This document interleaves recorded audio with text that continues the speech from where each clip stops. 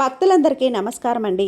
దేవి అనుగ్రహం ఛానల్కి స్వాగతం. ఆ దేవి యొక్క ఆశీస్సులు మనందరిపై ఉండాలి అని చెప్పి మనస్ఫూర్తిగా కోరుకుంటూ ఈరోజు దుర్గమ్మ చెప్పేటువంటి సందేశం ఏంటి అనేది విందాం. బిడ్డ, ఒక్కసారి నా కిరీటాన్ని తాకు. నా కిరీటాన్ని తాకిన నీకు ఒక గొప్ప సందేశాన్ని అయితే వినిపించబోతున్నాను. ఒక్కసారి బంగారం లాంటి నీ జీవితాన్ని నిలబెట్టే మాట చెప్తాను.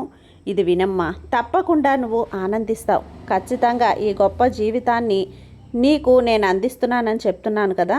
బంగారం లాంటి నీ జీవితాన్ని నిలబెట్టే మాట తల్లి ఇది. తప్పకుండా నువ్వు సంతోషించే వార్త. అయితే విను బిడ్డ, నేను నిన్ను మర్చిపోయానని, నువ్వు దూరంగా ఉన్నానని అనుకోకు. ఈ దుర్గమ్మ నీ దగ్గరే ఉంది కదా. ఎందుకంటే నేను నిన్ను వదిలి ఎక్కడికి వెళ్ళలేదు బిడ్డ. నువ్వు కూడా నన్ను దాటి ఒక్క అడుగు కూడా ముందుకు వేయలేవు. ఈ దుర్గమ్మ నా మాటలు నువ్వు మర్చిపోయావా? నేనెప్పుడూ కూడా నా భక్తుల కోరికలను గుర్తుపెట్టుకుని మరీ నెరవేరుస్తుంటాను. ఎవరికైతే నన్నే నమ్మి నా మనసును వాళ్ళ మనసులు నా పాదాల దగ్గర ఉంచుతారో వాళ్ళ కోరికలని, కష్టాలని నేను తీరుస్తాను. వారి భక్తికి మెచ్చి నేను వారిని ఎల్లవేళలా కాపాడుకుంటూ ఉంటాను. నీకు కష్టం వచ్చినా, బాధ వచ్చినా ఒక్కసారి ఈ పని చెయ్యి. అది ఏంటి దుర్గమ్మ అని అడుగుతున్నావా? అయితే చెప్తాను, శ్రద్ధగా విను. నీకు కష్టం వచ్చినప్పుడు, బాధ కలిగినప్పుడు అవన్నీ కూడా ఈ భగవంతునికి అప్పగించు, ఈ దుర్గమ్మకి అప్పగించు. ఇక నీ జీవితం అంతా సంతోషమయం అవుతుంది. కాబట్టి ఈ క్షణం నుంచి ప్రతి సమస్య, దిగులు, నీ చుట్టూ ఉన్న ఆవేదన, నీ ఆలోచనలు అన్నీ కూడా దేవుని దగ్గర వదిలిపెట్టు. ఈ దుర్గమ్మ దగ్గర వదిలిపెట్టు. నా బిడ్డవైన నీకు ఇవన్నీ తలుచుకుంటే భయం వేస్తుంది కదా. అలా నువ్వు భయపడకూడదు. నువ్వు అలా భయపడటం నాకు నచ్చదమ్మా. ఈ దుర్గమ్మ అనే ధైర్యం నీతో ఉన్నంత వరకు కూడా నువ్వు దేనికి కూడా భయపడకూడదు. నువ్వు చాలా ఆనందంగా నీ జీవితాన్ని గడపాలి, సంతోషంగా ఉండాలి. ఎలాంటి భయాన్ని నీ మనసులో ఉంచుకోవద్దు. నేనున్నాను కదా, నేనున్నదే అందుకు. నీ కష్టాలన్నీ కూడా నా పాదాల దగ్గర పెట్టాయి, వాటిని నేను చూసుకుంటాను. నువ్వు ఈ దుర్గమ్మపై విశ్వాసంతో సంతోషంగా నీ జీవితాన్ని గడుపు బిడ్డ. నీ మనసులో ఉన్నటువంటి భయం కానీ, లేదంటే ఏం చెయ్యాలి అన్న ఆందోళన కానీ ఇవన్నీ నీకు అనవసరం. అసలు నీకు భయం అనేది దేని గురించి? నీ భవిష్యత్తు గురించా? నీలో ఉన్న ఆ భయం నీ బంధాన్ని కూడా బాధ పెడుతుంది. నువ్వు దేని గురించి కూడా ఎక్కువగా ఆలోచించొద్దు. నీ భవిష్యత్తుకు వచ్చినటువంటి అపాయం ఏమీ లేదమ్మా. నేను నీ భవిష్యత్తును చాలా ఆనందంగా తీర్చిదిద్దుతాను. నీ భయానికి కారణం చెప్తాను, శ్రద్ధగా విను. దానిని అక్కడితో వదిలేయి. చూడు తల్లి, నువ్వు దేని గురించి అయితే, ఏ విషయం గురించి అయితే ఎక్కువగా ఆలోచిస్తూ ఉంటావో అదే నిన్ను తిరిగి భయపెడుతుంది. అవునమ్మా, ఎక్కువగా ఆలోచించడం మూలాన దానికి జరిగేటువంటి అపాయం ఏమిటో, దీనివల్ల నా జీవితం ఏమైపోతుందో, ఎటు పయనిస్తుందో అనేటువంటి ఆందోళన నీ మనసులో చేరిపోతుంది. ఆ తర్వాత నీకు తెలియకుండానే నువ్వు భయపడతావు. నీ తండ్రిగా నేను మాట ఇస్తున్నాను, నీ భవిష్యత్తుకు ఎలాంటి అపాయమూ లేదు. దాని గురించి ఆలోచించకుండా ప్రశాంతంగా నీ పని నువ్వు చేసుకో. చూడు బిడ్డ, ఈ తల్లి నీతో ఉన్నది నువ్వు చేసేటువంటి పూజలు, పురస్కారాలు, నువ్వు నాకు పెట్టేటువంటి పళ్ళు, పలహారాలు తీసుకోవటానికి మాత్రమే కాదు. నా బిడ్డ జీవితాన్ని రంగురంగుల హరివిల్లు వలె తీర్చిదిద్దడానికి. నేనెప్పుడూ కూడా నా కోసం ఏది అడగలేదమ్మా. నీకు వీలుంటే పక్కవారికి సహాయం చేయమని మాత్రమే చెప్పాను. ఎందుకంటే వారిలో నేను కొలువై ఉంటాను అని చెప్పాను కదా. అంతేకాని నాకు అది కావాలి, ఇది కావాలి అని ఎప్పుడైనా అడిగానా? లేదు కదా. ఈ తల్లి దుర్గమ్మ చెప్తున్నాను కదా. ఇవన్నీ నీకెందుకు?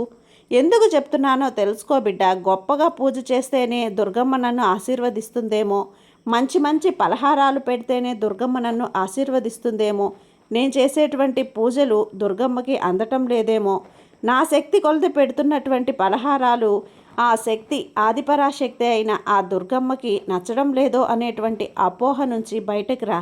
చూడు తల్లి, నువ్వు మనస్ఫూర్తిగా గుక్కెడు మంచినీళ్ళు ఇచ్చినా నాకు అది పరమాన్నం అయిపోతుంది. నువ్వు వాటి గురించి అస్సలు ఆలోచించొద్దు. ఆ భగవంతుడున్నది నా బిడ్డల జీవితాన్ని చక్కదిద్దడానికి అనేటువంటి విషయాన్ని నువ్వు గుర్తించు.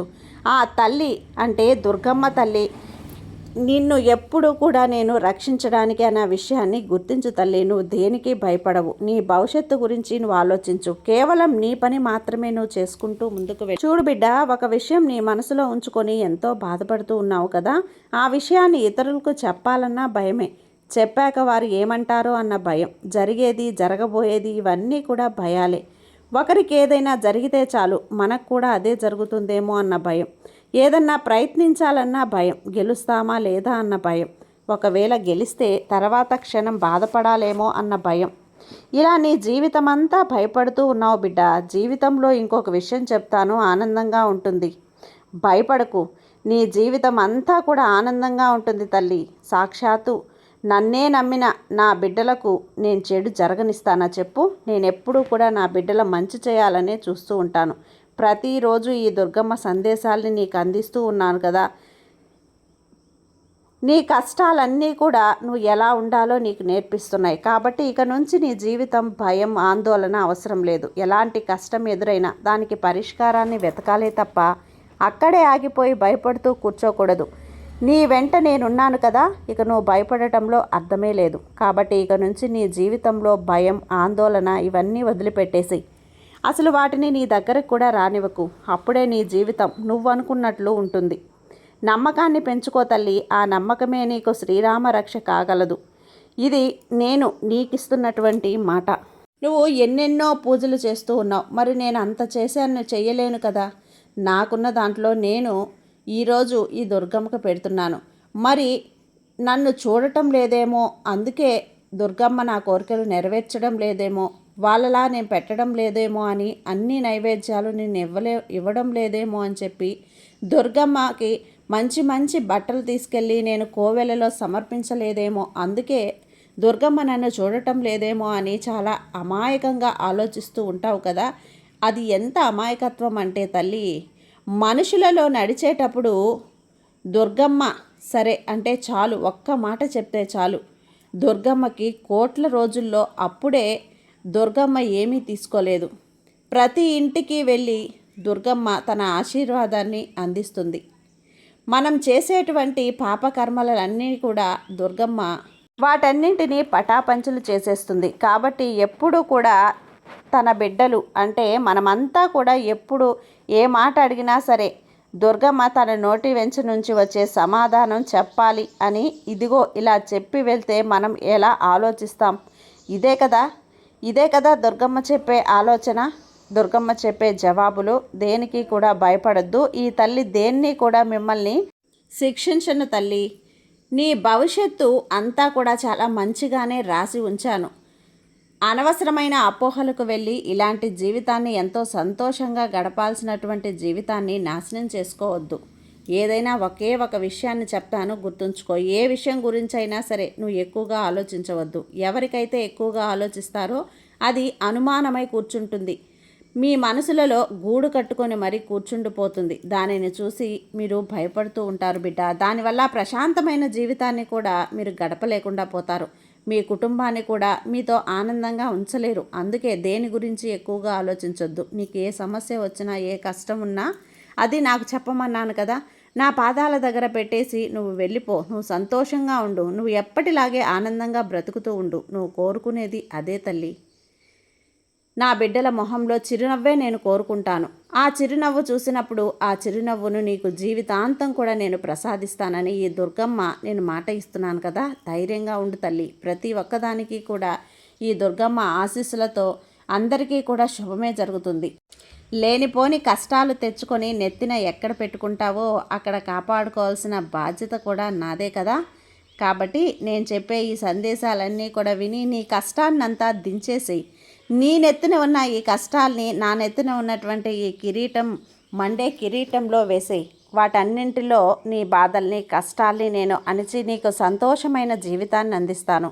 ఇదే ఈరోజు నేను చెప్పాలనుకున్నటువంటి ఈ సందేశం. ఈ సందేశం నువ్వు విన్న తర్వాత చాలా సంతోషంగా ఉండాలి. ఈ తల్లి ఆశీర్వాదం ఎప్పుడు నీపై ఉంటుంది.